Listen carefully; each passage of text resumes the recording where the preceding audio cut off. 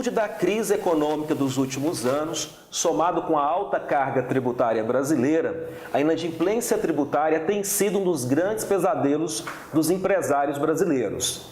Diante desse cenário, outro tremor surge, que é a possibilidade dos sócios-gerentes terem seus bens pessoais penhorados por conta de seus débitos tributários, das sociedades limitadas. Até que ponto os sócios-gerentes respondem pessoalmente pelas dívidas tributárias das sociedades empresariais de capital limitado? Existe um valor mínimo? Como que isso se dá na prática? E para responder a todos esses questionamentos, está comigo nos nossos estúdios o professor Tiago Cardoso, que é especialista em Direito Público, Constitucional, Administrativo e Tributário, e também professor universitário em preparatórios para concursos públicos. Tudo bem, professor Tiago? Tudo bem, Ederson. É um prazer estar aqui no programa. Obrigado pelo convite, desde já eu agradeço. Nós que agradecemos, professor Tiago.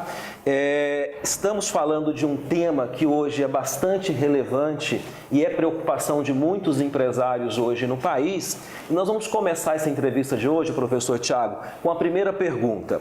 O mero inadimplemento de tributos por parte da sociedade empresária, por si só, já possui um condão de gerar a responsabilidade pessoal dos sócios? Ederson, isso é importante a gente deixar claro para os telespectadores, é uma pergunta muito pertinente. O artigo 135 do CTN, inciso 3, ele estabelece a responsabilidade pessoal do sócio-gerente se ele praticar atos com excesso de poder, infração à lei, a estatuto ou contrato social.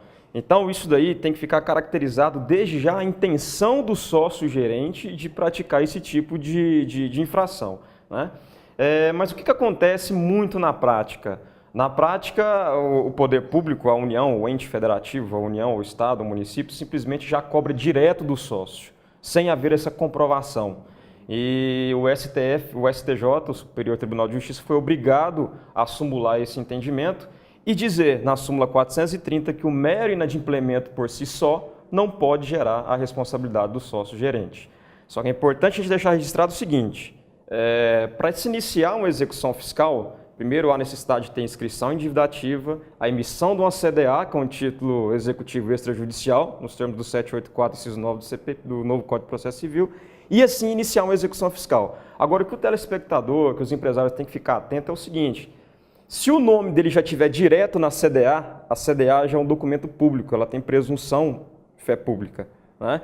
Se o nome dele está na CDA, o artigo 204 do CTN é bem claro. Ele vai ter que provar que ele não praticou os atos com intenção de fraudar o fisco, de fraudar o contrato social, o estatuto ou infração à lei.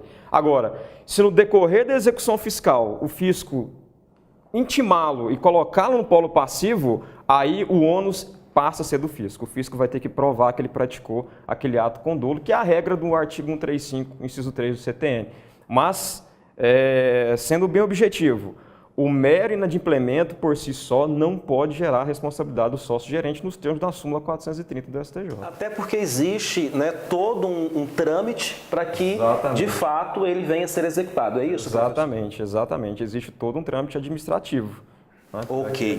Nós temos uma segunda pergunta, professor Tiago, que é: o que deveria a ser dissolução irregular de uma empresa e quais as consequências no campo tributário para que os sócios de uma empresa que é dissolvida irregularmente?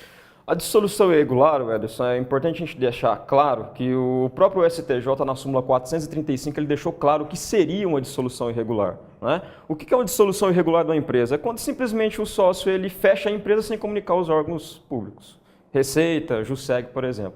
Então ele tem dívidas tributárias e simplesmente fecha e deixa de funcionar, a súmula 435 do STJ já considera caracterizado a dissolução irregular. Como que se dá isso na prática? Inicia-se uma execução fiscal, a princípio só em face do CNPJ da empresa. E o oficial de justiça vai até o endereço da empresa para citar a empresa para que ela possa apresentar as defesas no âmbito da execução fiscal.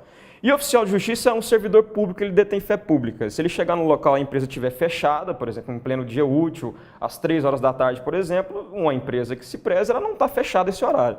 E o oficial de justiça chegar lá e constatar que ela está fechada, ele vai certificar e vai devolver o mandato para o juiz. O juiz, verificando essa questão, ele faz uma pesquisa simples no site da Receita Federal e vai ver que essa empresa está ativa, porém ela não está funcionando regularmente no endereço onde ela está. Então, fica desde já caracterizada a dissolução irregular. E o juiz automaticamente já pode citar o sócio para responder pessoalmente pela dívida da empresa em virtude dessa dissolução irregular. Na prática, então, professor Tiago, isso acontece quando o empresário ele resolve simplesmente fechar as portas, desparalisa realmente a atividade da organização, da empresa, não comunica aos fiscos. Exato. E ele pode, então, realmente acarretar dentro de uma situação então, de dissolução irregular. Ele acha que, às vezes, fechando, é importante a gente deixar isso bem claro para o empresário, né? Porque às vezes ele acha que vou fechar a empresa e fechando a empresa ele some do fisco. E não é bem assim. O fisco está sempre de olho e tem respaldo legal e sumulado, inclusive, pelos tribunais superiores da responsabilidade nesse sentido pessoal dele. É importante, então, a partir do momento em que o empresário resolve realmente paralisar as atividades, reunir com o seu contador, para que o contador possa, então, fazer essa comunicação junto ao fisco, para que ele não venha ter esse tipo de problema. Com certeza. Wellington, aproveitando o gancho, é importante todo empresário ter a ciência e ter a consciência, você que exerce uma profissão, de uma atividade empresarial, a importância de se ter uma consultoria contábil e jurídica, para que possa ter sucesso.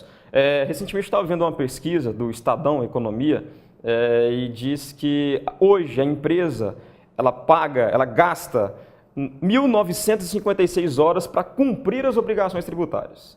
Então, o empresário só ele não consegue fazer isso jamais, e se ele fizer isso sozinho, ele vai correr um grande risco de ser pego pelo fisco. E essa é uma pesquisa realmente muito verdadeira, porque a gente sente isso dentro dos escritórios de contabilidade, o número de tempo, a quantidade de tempo que se gasta hoje para que você possa, de fato, responder aí aos fiscos através das declarações acessórias. Certeza. Professor Tiago, nós temos então uma terceira pergunta aqui. O empregador, ele desconta o imposto de renda retido na fonte ou a contribuição previdenciária e não recolhe ao erário, tal ato por si só já é considerado uma infração à lei para fins de responsabilidade do sócio-gerente? Ederson, o STJ já considera que sim. O STJ já considera que o simples fato da empresa reter o imposto de renda, pessoa física, ou reter as contribuições previdenciárias e não repassar ao poder público, ela por si só já está caracterizada a infração à lei. E na primeira pergunta eu citei do artigo 135, inciso 3 do CTN, e o artigo 135 fala exatamente que serão responsáveis pessoalmente os empresários, que os diretores, sócios ou representantes de pessoas jurídicas privadas, se eles infringirem a lei. Esse é o primeiro tópico. E isso daí por STF, o STJ já é considerado uma infração à lei. Logo, vai gerar responsabilidade pessoal do sócio também diretamente. É importante aí que o empresário realmente, então, tenha bastante cuidado com as retenções. No momento em que, de fato, fizer a retenção do empregado, do colaborador, que seja repassado, ou seja, seja prioridade dentro das obrigações da organização, não é isso, professor? Com certeza. E o empresário tem que ficar atento. Você, empresário, precisa ficar atento para essas questões, porque o seu bem pessoal pode estar na reta. Professor Tiago, essa entrevista está dentro de um assunto bastante relevante e importante hoje para o meio empresarial. Nós vamos continuar esse assunto no próximo bloco. É um minuto só, não saia daí, já voltamos com o quadro Falando com o Especialista. O Grupo Destra atua no mercado há mais de 8 anos e oferece serviços de excelência em soluções empresariais integradas. Conta com uma equipe de mais de 50 colaboradores, divididos nas áreas de inteligência contábil, consultoria empresarial e formação profissional. O sucesso do trabalho do grupo está diretamente ligado à intensa paixão e à habilidade dedicada aos clientes e o respeito e confiança do mercado. Grupo Destra, 3954-6888. Estamos de volta com o quadro Falando com o Especialista. E eu estou conversando hoje com o professor Tiago Cardoso, especialista em Direito Público, Constitucional e Tributário. Professor Tiago, o sócio-gerente que se encontra nessa situação, com medo de ser executado e perder todos os seus bens, começa a desfazer dos mesmos. Ele pode sofrer alguma responsabilidade por isso? Isso é importante a gente deixar bem claro, Ederson. Você que está na iminência de sofrer uma execução fiscal, você você se identificou com esse assunto que nós estamos falando aqui e viu, nossa, eu estou correndo risco, então vou começar a desfazer dos meus bens. Cuidado, cuidado. Porque a partir do momento que há inscrição em dívida ativa, Ederson, o empresário ele não pode desfazer dos seus bens sem deixar bens suficientes para garantir a eventual execução. Então, assim, a resposta é, eu posso desfazer dos meus bens, Thiago? Pode, mas desde que você não desfaça de todos os seus bens, no seguinte sentido, de exatamente fraudar a execução fiscal. Certo? Você começa a desfazer dos seus bens para que quando chegar a execução fiscal você não tenha mais bens nenhum para ser penhorado. Isso não pode. A partir de quando? A partir da inscrição em dívida ativa. Certo? Esse que é o termo que o empresário tem que prestar atenção. Por quê? Se eu fizer isso, Thiago, o que vai acontecer? Fraude à execução fiscal. E aí o poder público pode requerer ao juiz e o juiz pode desconsiderar aquele negócio jurídico, aquele ato jurídico, em virtude da fraude à execução fiscal nos termos do artigo 185 do CTN. Então, você, empresário, cuidado com isso daí também. Mais uma vez, eu ressalto a importância de se ter uma consultoria para que ele não possa fazer isso de forma errada. Né? Professor Thiago, a gente vê muito na prática, quando o empresário ele está nesse momento, né, com muita dívida tributária no fisco, ele então começa alguns processos que eu acho perigosos, né, dentro das organizações. Constitui-se uma holding, transfere todos esses bens para uma holding patrimonial ou mesmo transfere os seus bens para nome de outras pessoas. Isso sim pode ainda ter algum tipo de problema, não pode, professor? Com certeza, Ederson, isso aí é muito preocupante. O fisco, ele se resguarda do seu CTN, na verdade, resguarda o fisco nesse sentido, né? Artigo 133, artigo 135, próprio que é o tema nosso de hoje, da conversa, o artigo 134. Então, se você for estudar o CTN como um todo, o CTN resguarda o fisco e o contribuinte tem que tomar cuidado, o empresário tem que tomar cuidado. Né? Quando ele faz essa transferência, constitui uma holding ou passa para uma outra pessoa, então isso tudo precisa ser feito com cautela e com extremo esmero, porque senão pode gerar consequências graves para o empresário. Ok. Professor Thiago, existe um valor mínimo para quem eventual execução fiscal possa ter início? Isso aí é importante a gente deixar bem destacado o seguinte. A inscrição de dívida ativa por si só já prejudica o empresário bastante, porque ele já não vai ter direito mais à certidão positiva. Ele vai ter agora uma certidão negativa ou, se for o caso, uma certidão negativa com efeito positivo, a certidão positiva com efeito negativo, se for o caso. Né? Mas existe um limite mínimo para se iniciar uma execução na esfera federal, para se iniciar uma execução na esfera estadual e para se iniciar uma execução na esfera municipal, aqui especificamente agora de Goiânia. Né? Na esfera federal, nós temos a portaria número 75 de 2012 e a portaria número 130 também de 2012 do Ministério da Fazenda, que estabelece o teto máximo para dívidas tributárias para início da execução, R$20 mil. Certo? Então, o empresário tem que tomar cuidado, que é o seguinte, então eu vou ficar tranquilo acima de R$20 mil só que eu vou começar a ser executado. Mas cuidado, isso aí não obsta que você tenha um nome inscrito em dívida ativa e que as cobranças administrativas sejam realizadas. Esse é o primeiro.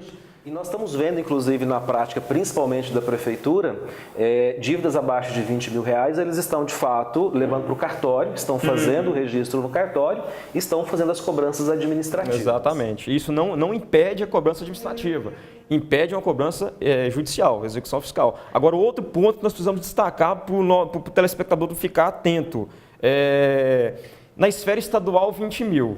Certo? Na esfera estadual, R$20 mil. Mas o poder público ele pode somar todas as dívidas e aquilo ali também vai ficar parado e vai atualizando até chegar um ponto que ultrapassa os R$20 mil. E ele já inicia a execução fiscal sem o contribuinte, às vezes, ficar sabendo. Que ele tem um prazo de 5 anos para executar, né? O prazo prescricional, que todo mundo já conhece.